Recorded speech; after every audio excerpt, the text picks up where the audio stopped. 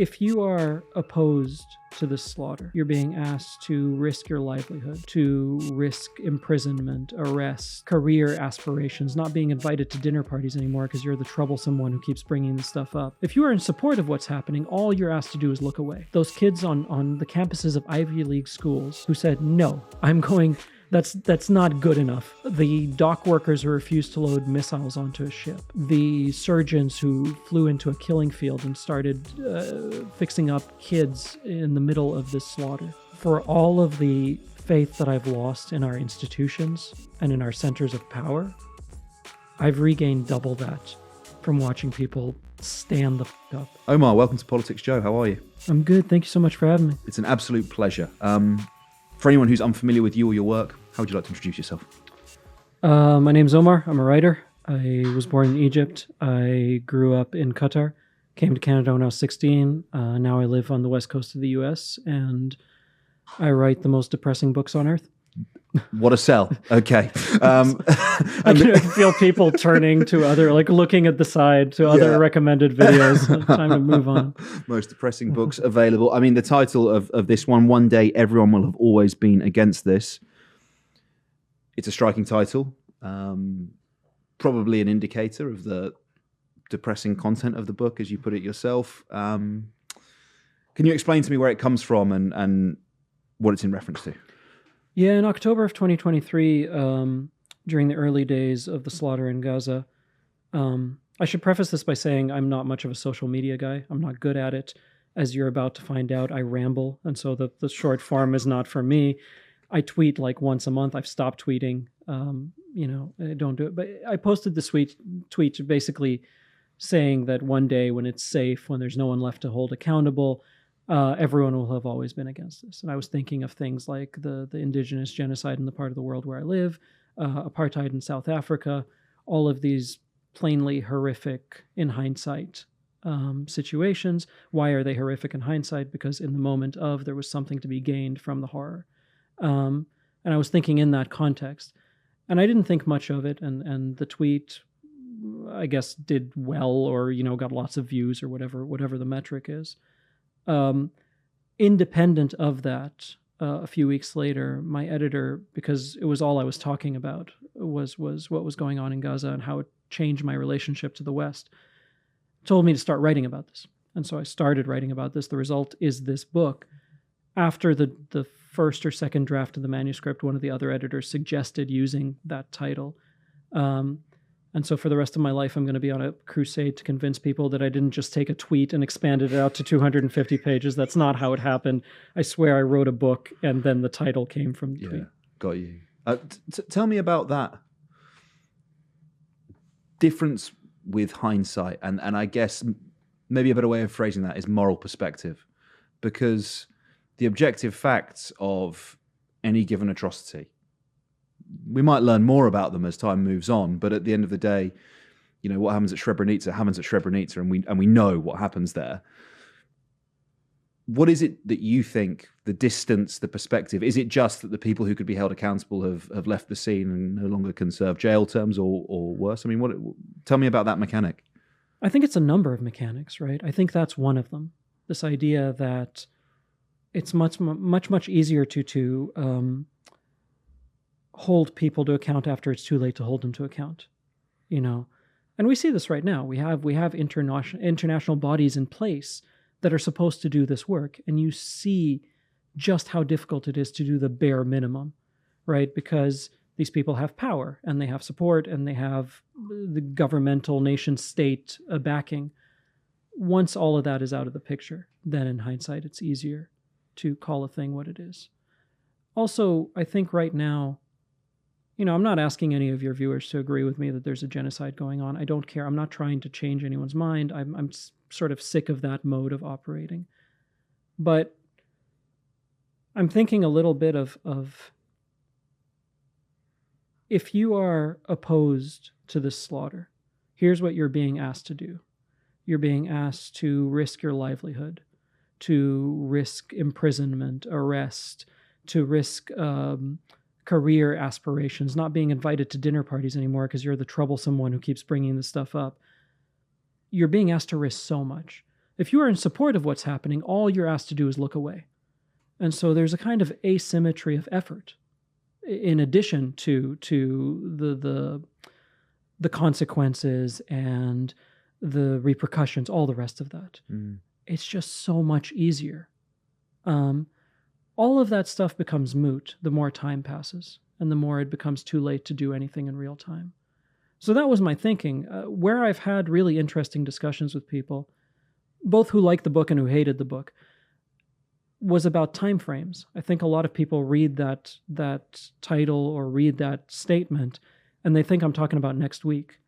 You know, my historical markers were situations in which it took decades or in some cases centuries for this to happen.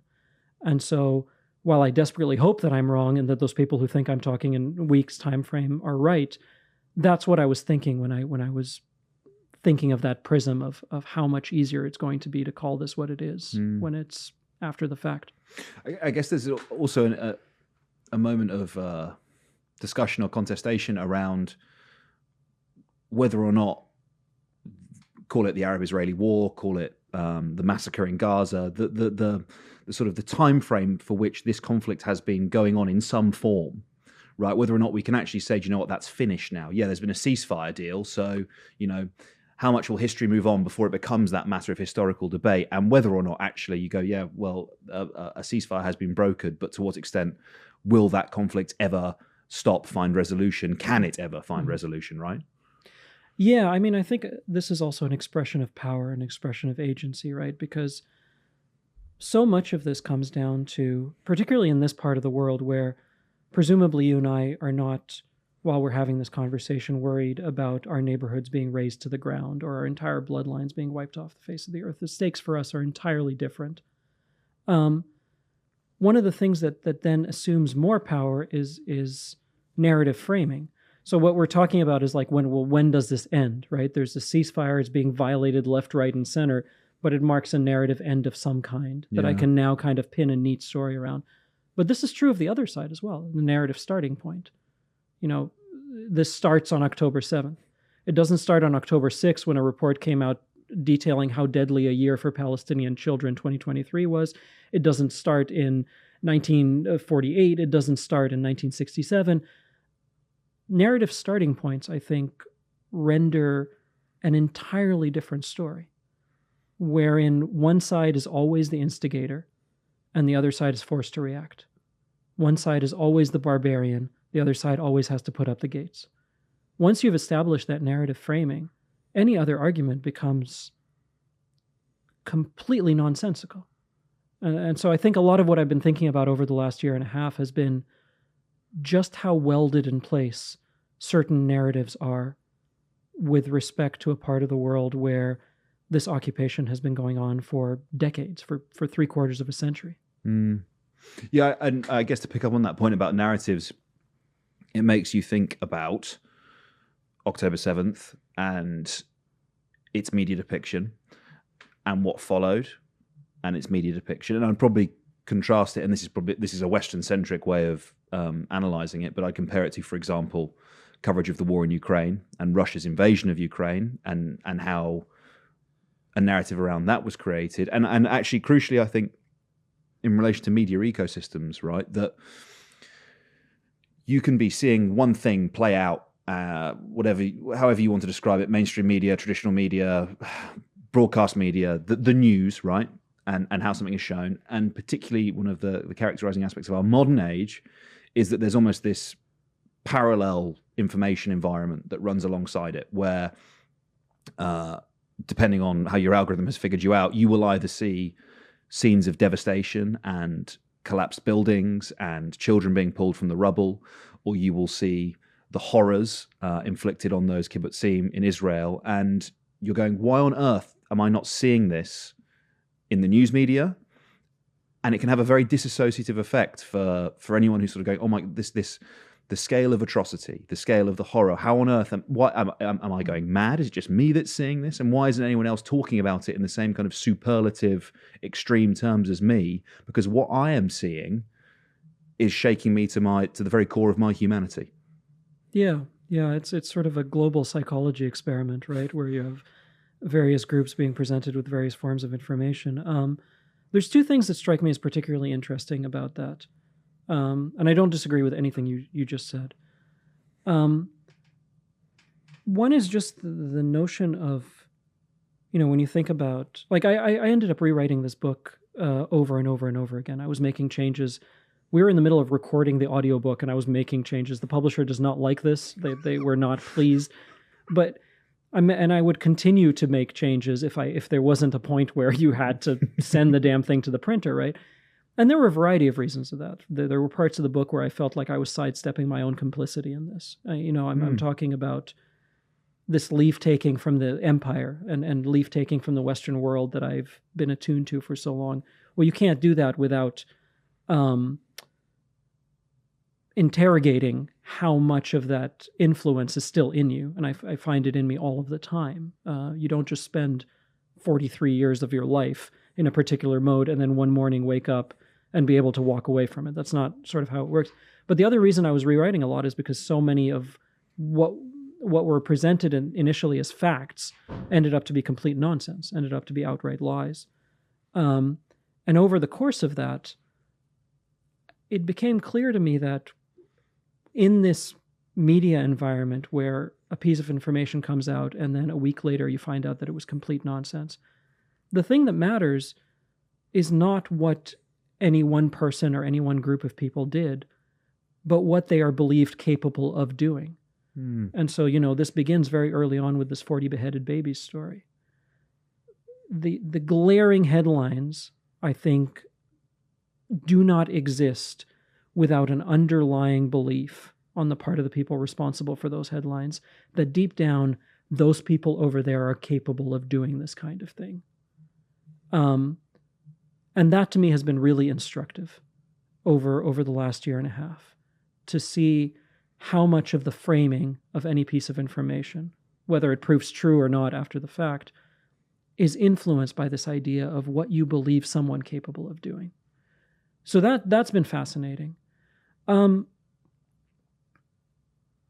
other sort of facet of it that I think is fascinating is that we've created information environments where the surrounding neighborhood of any position you want to take has so many more amenities now. So, like, if you want to believe the 40 beheaded babies story, or if you want to believe any piece of information that subsequently is proven or is shown repeatedly to be nonsense, there's an entire neighborhood of support that you can now access and not have to think about any other position. And so, in the long run, the thing that sort of scares me about a lot of this is that, particularly in the age of Trump now, who utilizes this and weaponizes it better than any other human being on earth, is that we're creating an environment where you're not being presented with misinformation so that you will believe misinformation. You're being presented with misinformation so that you become capable of believing anything or nothing or contradictory things all at once. The ground is being flattened to mush. And once you're in that state, what we're doing right now becomes pointless. Most of media becomes pointless. It's an even more dangerous environment than the one we're already in. Yeah, I think there's a Steve Bannon interview where he talks about flooding the zone, and I think he calls it muzzle velocity, the speed at which they need to operate, and the strategy is essentially you cannot be challenged either effectively by the media, your political opponents, possibly even sort of the legal judicial system, if you move at such breakneck pace that there is kind of either an information or a legislative saturation that essentially you can force your opponents into being reactive to you by bombarding them with information, misinformation, whatever you want to call it. This is a slightly probably rhetorical question because you're a writer, but do you believe vocabulary is important, that language is important? Yeah, and I think the sort of corollary to that is that the misuse of language is incredibly destructive as a result.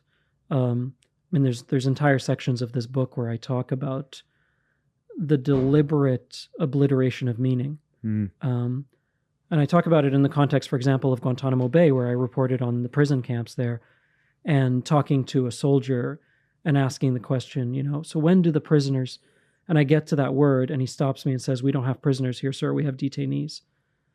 That is his entire worldview, and his role in the world is dependent on there not being prisoners. Prisoner implies a prison sentence, and somebody has to define that. Detainee you hold forever. There were no interrogations in Guantanamo Bay. Of course, people were being interrogated left, right, and center, but it was never called that. It was called reservations. Detainee 8657 has an 8:30 p.m. reservation. You create this construction made out of language to serve the exact opposite of what language is supposed to do, to tear apart meaning. And I think, in those 10 years I spent as a journalist where I was getting this fairly breakneck education in history in real time, on these foreign assignments, on sort of covering these very intense moments during the War on Terror years, I came firmly to believe that the physical layer of violence can't exist in a vacuum. It needs these other forms of violence to hold it up. Linguistic violence, euphemistic violence, bureaucratic violence. And that's where language becomes incredibly powerful in a malicious sense. There's a book called My Guantanamo Diary by Mohamedou Slahi. It's his diaries in large part while he was imprisoned in Guantanamo. And the first edition of that book couldn't go out into the world before the U.S. military censors got through and blacked out everything they thought was classified.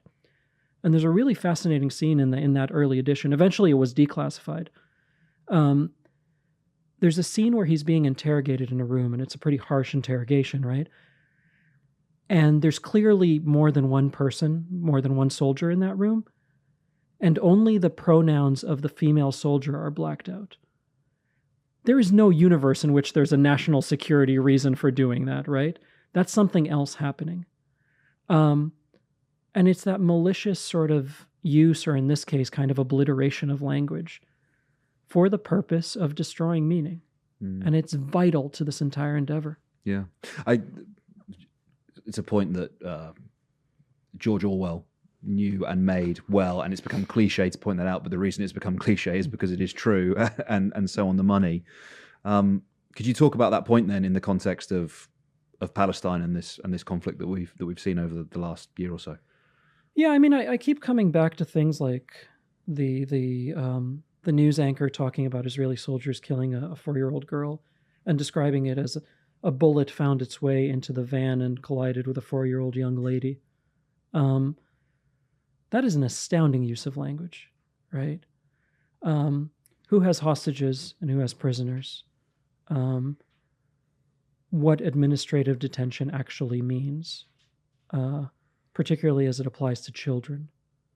In Canada, where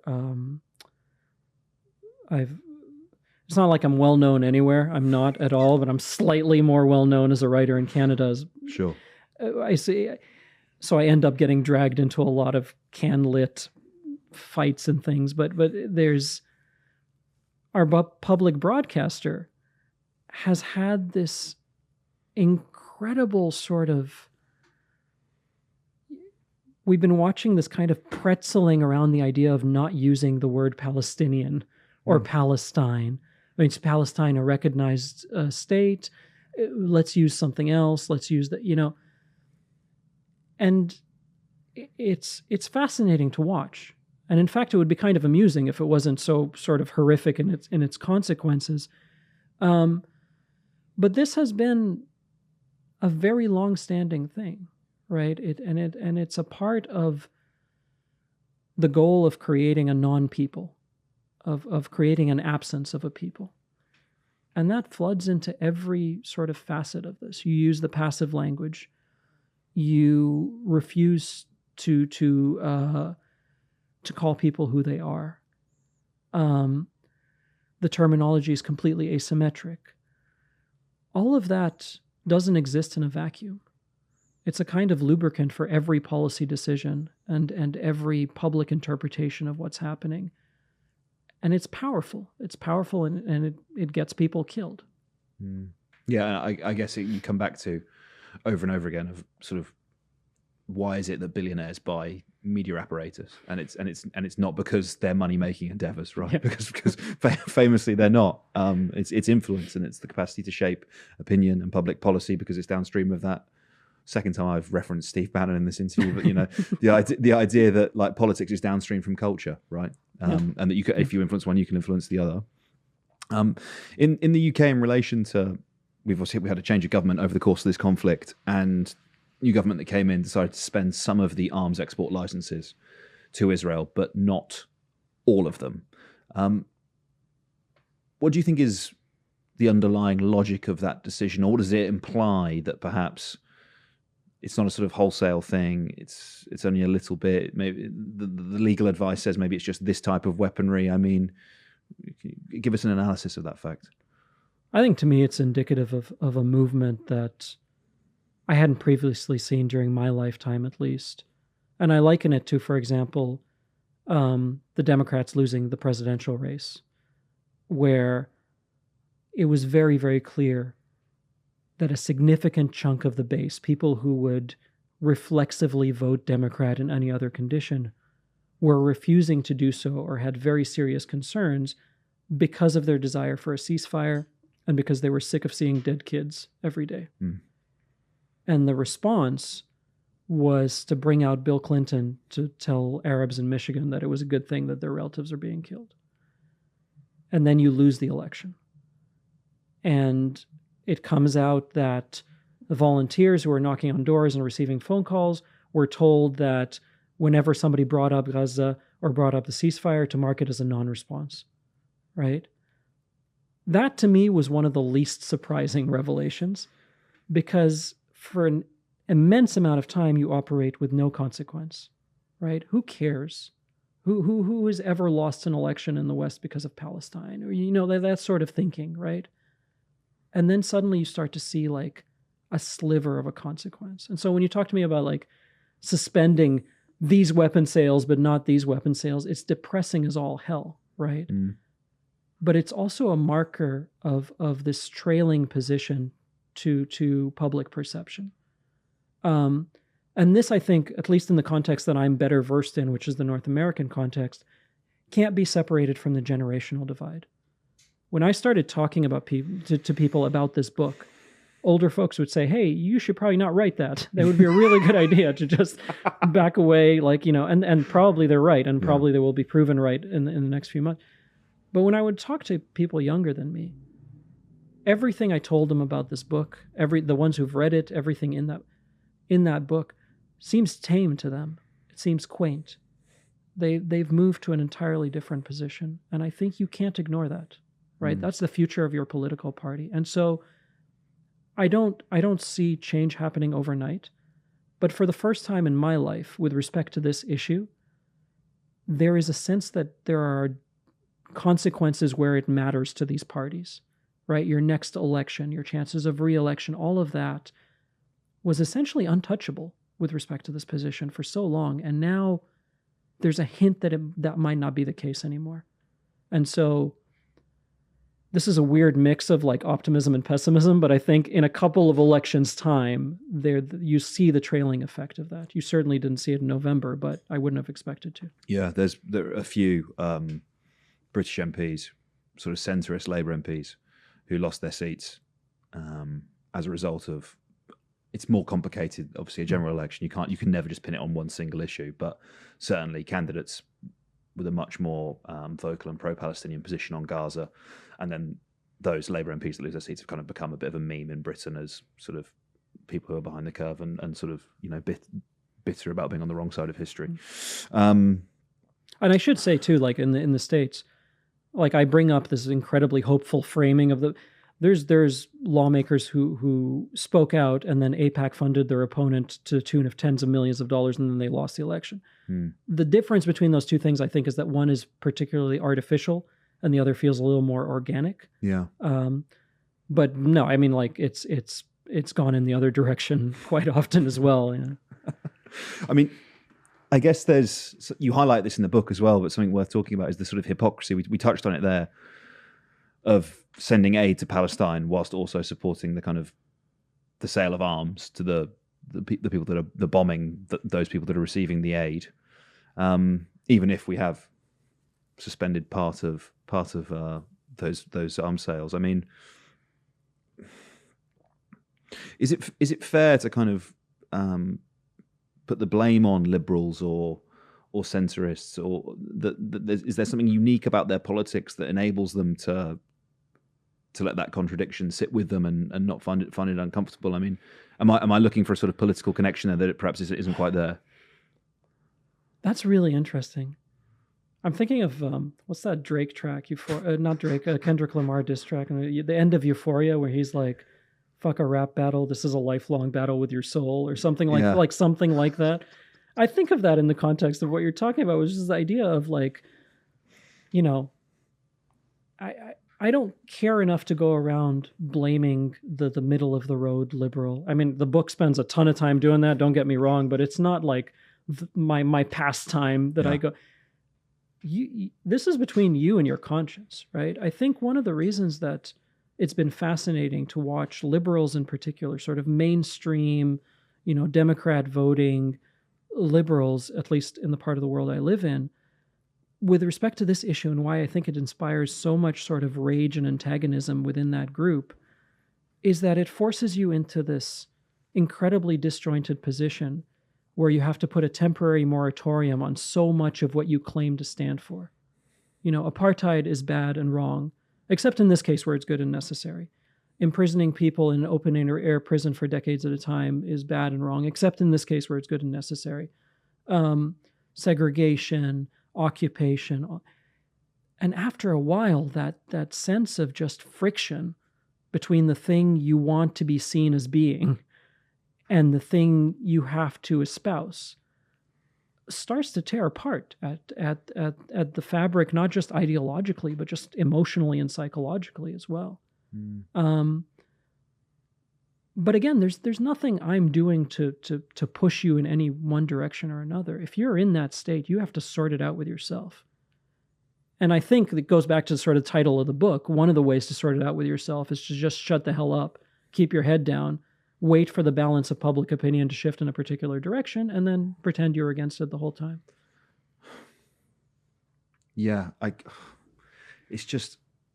Sorry, these are incredibly depressing. No, it is. But I mean, like, what can you do? You can't shy away from it, right? You don't get to look away from it. And maybe, I guess, is what it is about. It's like, do you look the horror in the face, and do you think about it, and do you engage with it? Do you try to rationalize it, or do you look the other way, right? Which is because it's, if you don't have a great deal at stake because it's politically expedient for you to do so, you can find yourself occupying that ground quite easily, I would think. And I think that then sort of fosters the dissociative element that we've been talking about, whether it's the one you've just mentioned on the emotional level, the information one that I spoke about, that fraying between people's reality as they experience it and how it is presenting to them. And I don't think it's that shocking that then politically they start looking to, call it radical, call it extreme, call it fascistic, call it far right, hard right, whatever you want. It's not just on the right either, but primarily in Europe, the shift we're seeing now is to the radical right rather than to the left. Mm-hmm. And I in a way, I don't blame these people, because for a number of reasons, be it long-term economic malaise, but equally this gap, right, between your emotional experience, the reality you see and witness, and the information you're imbibing, there's this whole class of people that seem to inhabit a different planet to me, and as a result, they turn to the political figure that sort of says the unsayable, or even points to the thing that everyone else is treating as unsayable. Do you see what I'm saying? Yeah, I mean, during the first Trump election, the first time he came to power, there was this sense, I think, in that election of, hey, maybe the boat is sinking, right? And you had the sort of Hillary Clinton position of, no, the boat is fine. Some duct tape here, some duct tape there. And then you had the Bernie Sanders position of like, yeah, it's probably sinking. We need to build an entirely different boat, right? And then you had the Trump position of, everyone who is like me and who is in the in-group gets a lifeboat. Everyone else can learn to swim. And of all the horrific things that Trump represents and that the sort of Trump phenomenon imposes, one of the few things it doesn't impose is kind of double vision. There's a sense that this man openly believes in the cruelty that he is. He might be a con man in every sense of implementation. And you see this on the tariffs. We're going to impose these massive tariffs. Never mind. We're going to, like it's a hustle and it's a con, and I get that.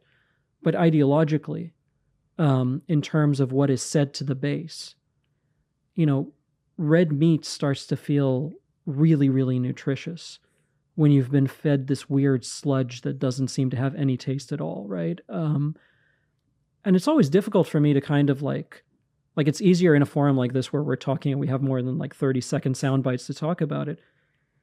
But I realize that when I'm saying this, it can easily be taken as oh wait, are you siding with the fascist here? I cannot begin to tell you the damage that is coming over these next 4 years.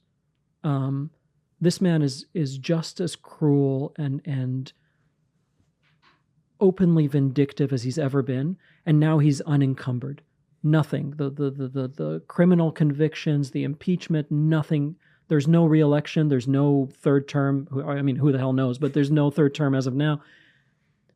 It's going to be incredibly, incredibly bad, and already is very, very bad.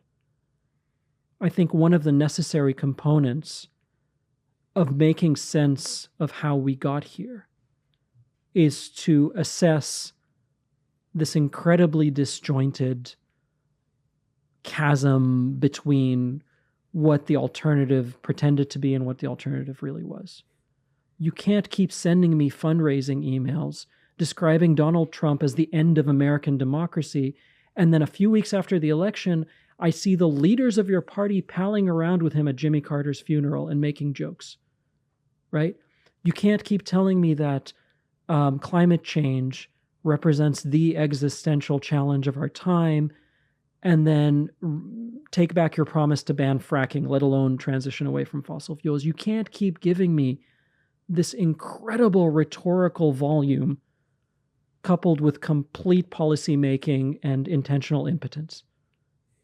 Because eventually I get very angry and I get very racist and I go vote for a fascist, and now we're in this mess. I think those two things are fairly interlinked.